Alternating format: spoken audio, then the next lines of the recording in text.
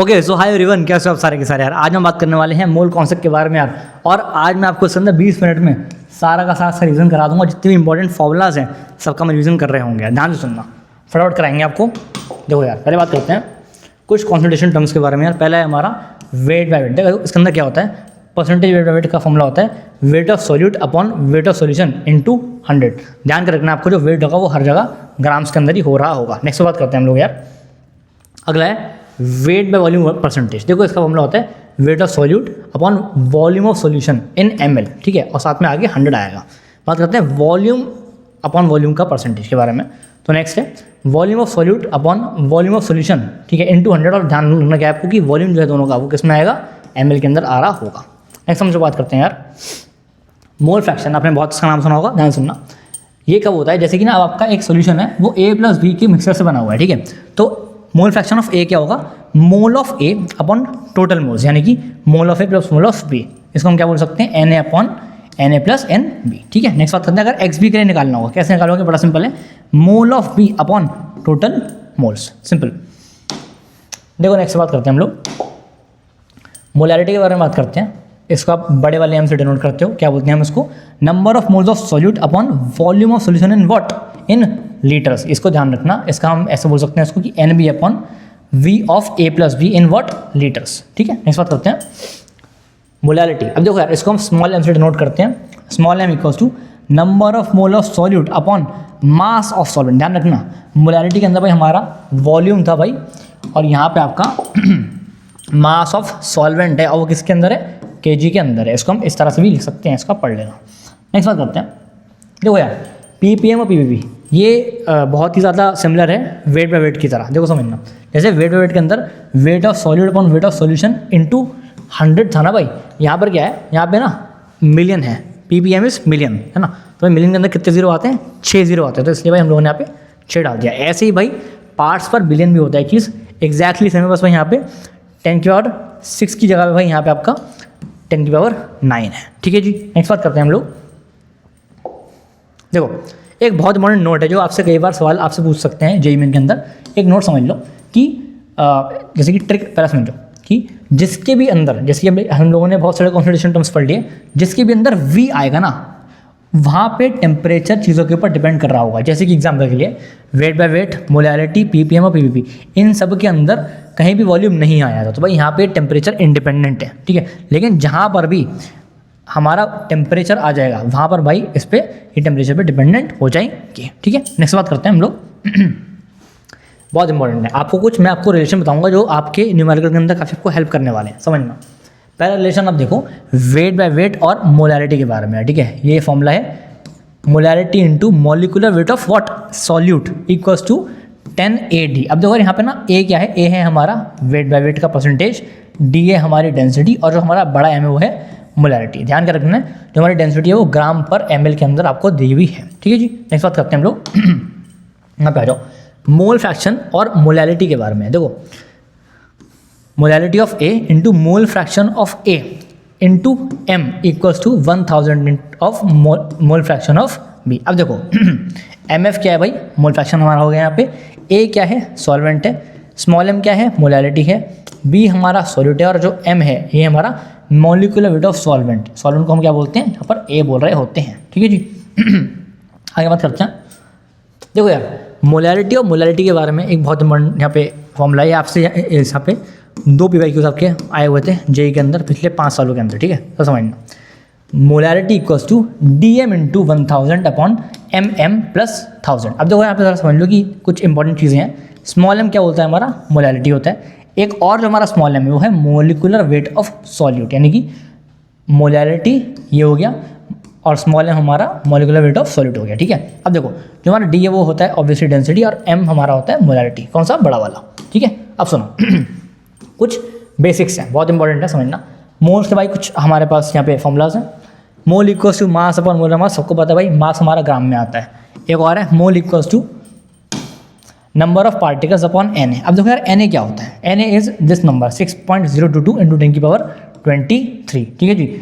एक और हमारा फॉर्मूला है mole equals to volume in litres upon 22.4, ठीक है जी। अब जब भी आपको जैसे कि वॉल्यूम दिया हुआ तो भाई कैसे मोल निकालोगे, इस फॉर्मूला से आप मोल निकाल सकते हो। ठीक है, नेक्स्ट बात करते हैं। देखो बहुत इंपॉर्टेंट है ये AMU। अब ना बहुत सारे बच्चों को AMU समझ में नहीं आता है, कुछ नहीं होता, एटॉमिक मास यूनिट है ये। देखो अगर ना मैं क्या करूँ, अगर मैं एक कार्बन आइटम लेता हूँ है ना, और कार्बन आइटम कौन सा होना चाहिए, वो C12 का कार्बन आइटम होना चाहिए है ना, तो उसका जो मास होगा ना, अगर मैं उसके मास को डिवाइड कर दूंगा 12 से, ठीक है, तो जो भी बच के आता है वो हमारा एक AMU होता है। ठीक है, अब ये एक AMU एग्जैक्टली होता है क्या, कितना मास होता है भाई, यहाँ पे मैंने आपके लिए लिखा हुआ है कि एक AMU इतना ग्राम मास होता है। ठीक है, और मास ऑफ 1 कार्बन 12 एटम आपको याद रखना है, बिकॉज यहाँ पे आपसे सवाल पूछा जा सकता है, तो भाई इतना होता है 1.99 × 10⁻⁻23 ग्राम्स। अब देखो यार, एक AMU आपको याद, देखो ध्यान कर रखना है, एक AMU याद रखो कि इतना होता है, बस जनरली आपको दिया हुआ होता है, लेकिन अगर आपको नहीं दिया हुआ तो कोई याद होना चाहिए। ठीक है, अब देखो mass of carbon in AMU के अंदर देखते हैं हम लोग। देखो यार यहाँ पे 12 AMU होता है, हाइड्रोजन का होता है 1 AMU और ऑक्सीजन का होता है 16 AMU। क्या होता है, ये मास की बात हो रही है यहाँ पे। ठीक है जी, नेक्स्ट बात करते हैं परसेंटेज कॉम्पोजिशन।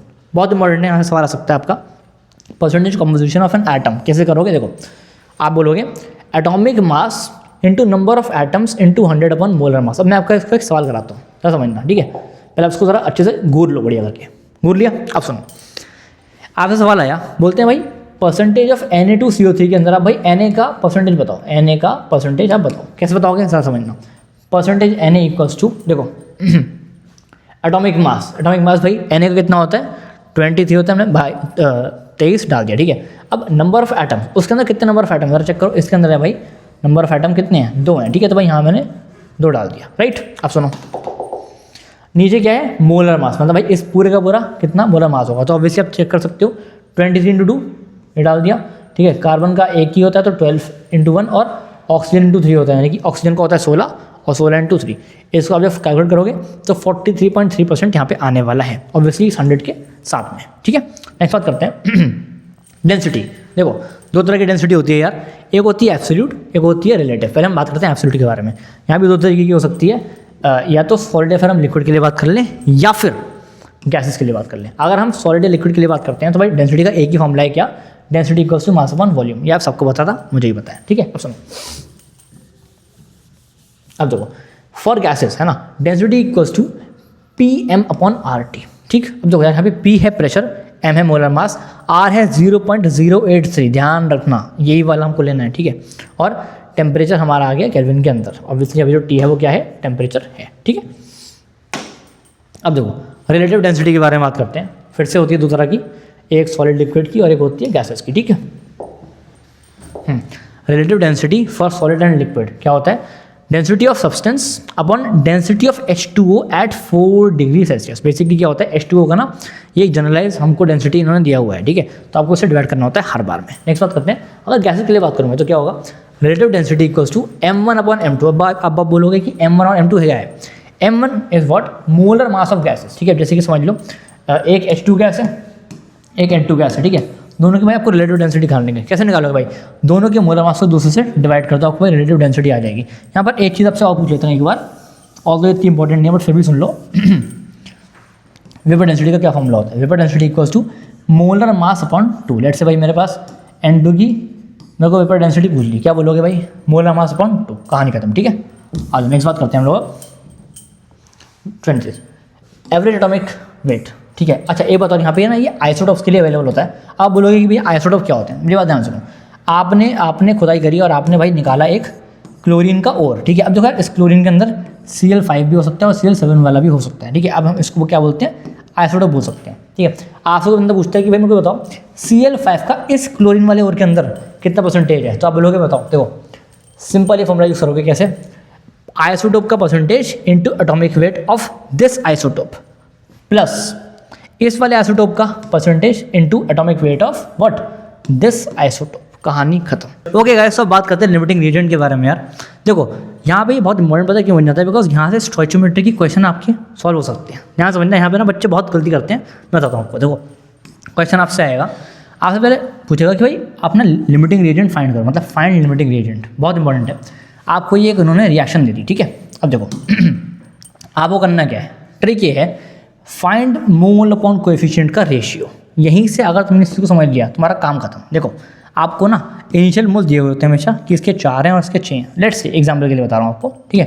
करना क्या है, मोल अपन कोफिशिएंट का रेशियो निकालो, मतलब इसके भाई मोल हैं 4, कोफिशिएंट है 2, तो 4/2 आ गया। ऐसे इसके मोल हैं 6 और कोफिशिएंट है हमारा 1, ठीक है, तो भाई 6/1 आ गया। अब ज़रा चेक करो भाई, 4/2 2 होता है, 6/1 6 होता है।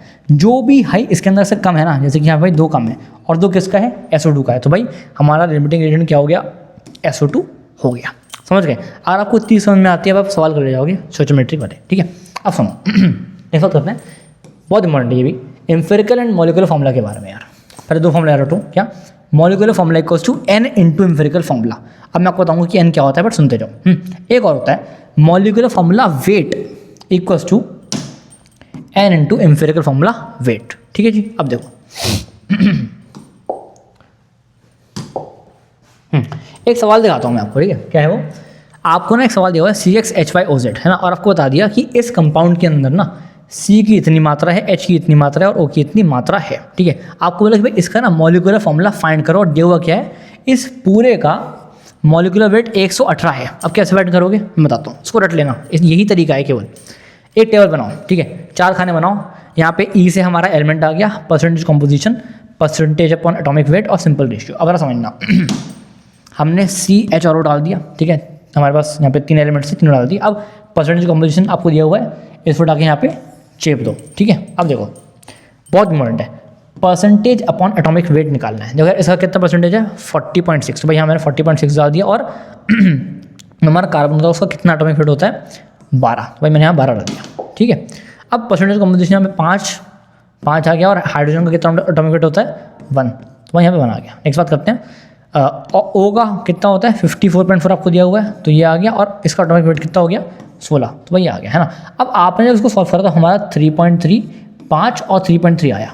अब बहुत इंपॉर्टेंट है, आपको करना क्या है, इन सब में से, इन तीनों में से सबसे छोटा नंबर चेक करो। मैंने कहा भाई सबसे छोटा, तो मेरे को 3.3 दिख रहे हैं 2, कुछ नहीं करना, जो सबसे छोटा है उससे इन तीनों को डिवाइड कर दो। मेरी बात ध्यान सुनो, उससे इन तीनों को डिवाइड कर दो, ठीक है। तो 3.3 को जब 3.3 से डिवाइड करोगे क्या आएगा, 1 आएगा, शाबाश।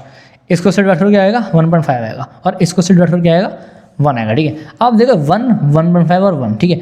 अब करना क्या है, अब आपको इसको किसी एक ऐसे नंबर से मल्टीप्लाई करना है सच दैट ये एक होल नंबर बन जाए, तीनों, है ना। तो मैंने कहा ठीक है, इसको 2 से कर दो, इसको 2 से कर दो, इसको 2 से कर दो, तो 2 3 2। अब देखो यार, ये आपका क्या आ गया, ये आपका आ गया एम्पिरिकल फॉर्मूला। जरा चेक करना, हमारा C कितना है, 2 है, H कितना है, 3 है, और O कितना है, 2 है, ठीक है। तो भाई यहाँ पे आ गया C2H3O2। ये ज़रा याद रखना, ठीक है। हमारे पास आ गया एम्पिरिकल फॉर्मूला आ गया। अब समझो, मैंने आपको एक फॉर्मूला बताया था अभी, कहाँ गया वो, देखो चेक करो जरा, ये रहा, empirical formula equals to n into, sorry, molecular formula equals to n into empirical formula, right.